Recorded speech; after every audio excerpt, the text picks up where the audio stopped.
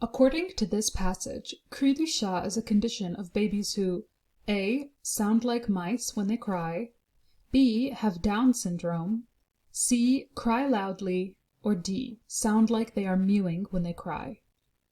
In order to answer this question, we need to find our key words, cri du chat, in the text. We find these words in the first paragraph. This mewing is called cri du chat.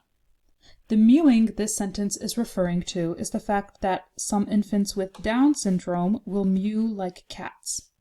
Based on this information, we can see that cri du chat refers to the mewing sound some babies with Down syndrome will make.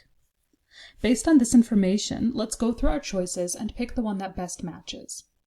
A. Sound like mice when they cry can be marked off, as we have established that they mew like cats and not mice.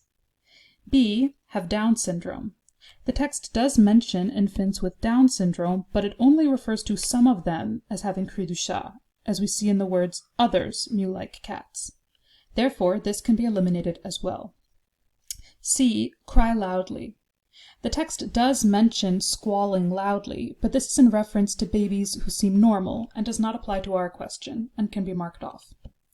D. Sound like they are mewing when they cry matches perfectly with what we found in the text and can therefore be marked as our final answer.